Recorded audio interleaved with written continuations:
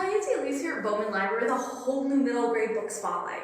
So our theme for this week, we are taking inspiration from one of my favorite topics, things I like to learn about, I get sucked into, and that would be mythology. So the books we have this week have all been inspired by different mythologies from around the world. We have everything from some Greek mythology to some Norse titles. We even have, some Native American. I love this theme, and we have some amazing books I cannot wait to share with you. So let's get started. Our first one is The Storm Runner. Now, living in New Mexico, Zane loves exploring this dormant volcano that's in his backyard with his dog Rosie. Now, after being homeschooled last year, he has to go to school this year, and he is not looking forward to it. When his first day goes not as planned, and he finds himself in the principal's office again on his first day in school, he meets this other classmate named Brooks, who then, after the end of the day, shows up at his door. She then tells him he's in danger, and that not only is he in danger, but Zane is also supernatural, like she is, that Brooks is a shapeshifter. And it has been prophesized that he is going to release the Lord of Death, Darkness, and Despair from his imprisonment, which is in the volcano. Now, Zane thinks Brooks is, making all this up. Like, who would come to your doorstep and just tell you that you're supernatural and you're going to release the Lord of Death from a dormant volcano? Well, Zane's life then goes topsy-turvy because guess what? Yeah, and then Zane has no idea what is going to happen, what's going to come in the future, what's real, what isn't. Okay, so this is the first in a series. This has everything to do from adventure, action, there's comedy, and there's some pretty epic Mayan mythology. This is the Storm Runner.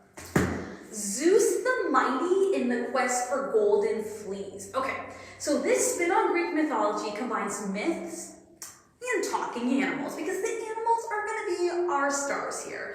Now, at the Mount Olympus Pet Center in Athens, Georgia, the owner loves everything Greek mythology, to the point where she even names all the animals in the pet center after different things from mythology, from gods and goddesses to heroes and monsters and so on. Leaving our hamster here with the name Zeus. So along with his allies, who were an assortment of other animals, they decide to take on this long-standing rivalry with a pufferfish named Poseidon, which then leads them on this journey to find the Golden Fleece. Now, this is based on the myth of Jason and his search for the Golden Fleece. This unique spin on Greek mythology is the first in a series. Each one takes on a new twist on a Greek myth, some of which you may have heard, others you may not have before. And you will find yourself along for the journey with these pet spur creatures. There's some action, there's some laugh out loud moments, but if you love animals, you love Greek mythology, this is a great combo. This is Zeus the Mighty, The Quest for the Golden Fleas. A royal guide to monster slaying. So twins Rowan and Wyatt, they were born into their roles as soon as they were born. With their mother being the queen, Rowan is going to inherit her throne as she was the firstborn. And because Ryan was the secondborn then, he becomes like the royal monster slayer / hunter. The problem is they are better suited for each other's roles. Rowan would make a much better hunter than Ryan and vice versa. So they're at a point though where they're 12 years old, they just need to accept their fates. And that's what they start doing. Then one night, Rowan sneaks out with her brother to go hunt a griffin. And Rowan's not supposed to be there, but she sneaks out. She goes anyways. And then she witnesses a horrific event, which then leads to a whole chain of events, series of events, that may change everything in their destinies. This is the first in the series. If you enjoy learning and reading about the monsters and creatures of Greek mythology, you will appreciate this series. Action-packed, there's adventure at every turn, and again, it's really about those monsters and creatures. This is a royal guide to monster slaying. Lokis Wolves. Okay, now, 13-year-old Matt, he lives in South Dakota, and he feels as though he can never live up to the accomplishments and expectations of his families, especially since his older brothers are pretty much perfect. He has been surrounded by stories of Norse mythology, and believe it or not, his family is part of the Thor's family line, even though it's a very distant part. And when I mean by Thor, I'm talking the Avenger, Marvel Avenger Thor. That is straight out of Norse mythology right there, okay? And Matt, he's part of that line. Like, Thor is a great, whatever in his line. Matt soon learns, though, that he has been chosen to stand in as the leader for his family line in the final battle known as Ragnarok. Now, in order to save the human race, though, Matt's going to need to do this with more than just himself. He's also going to need the help of his cousins, Ben and Lorik. The only trouble with that is they are descendants of the trickster god Loki.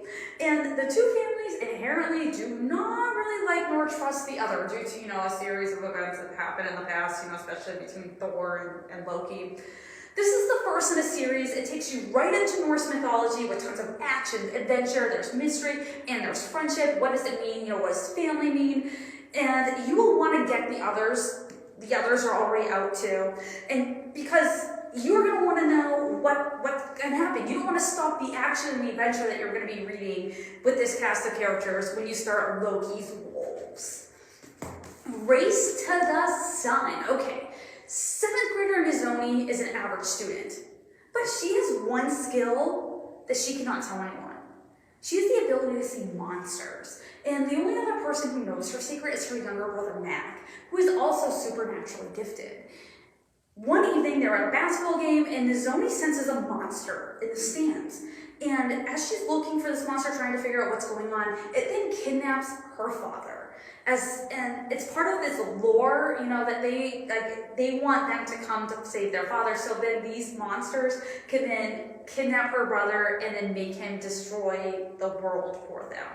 Now it's going to be up to Mizoni, Mac, and her best friend Davery to band together to not only save her father, but to help help destroy this plot that's been put together to end the world as we know it.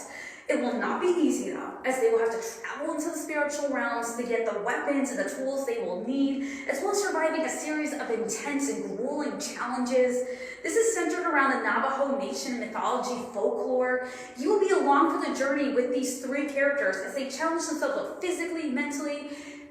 You will not be able to put this one down. You will want to know what happens. This is a standalone title. You will know by the end what's going on, how it ends. Highly recommend this one. This is Race to the Sun.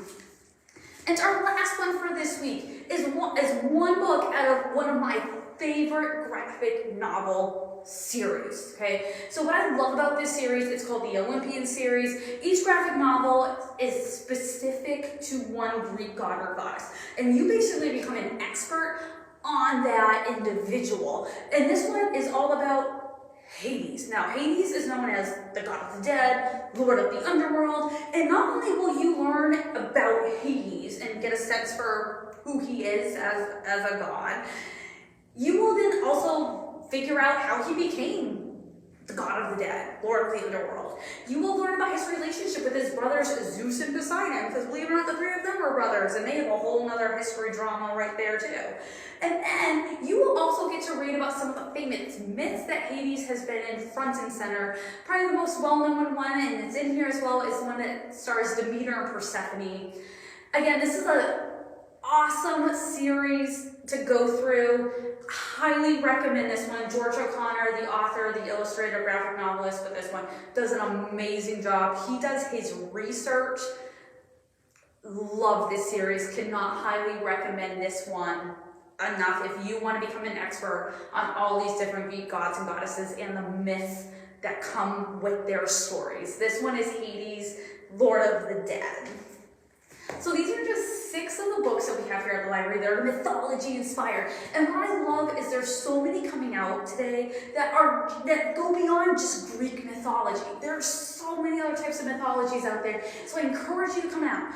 Check out a book inspired by another type of mythology and let's learn something. Or maybe get one that's Greek mythology and become an even greater expert than what you already are. So come on out, check out one of these 6 or we can help you find that mythology-inspired book that you are looking for. I hope you tune back next week when we have a whole new middle grade book spotlight with a different theme, and have a great week.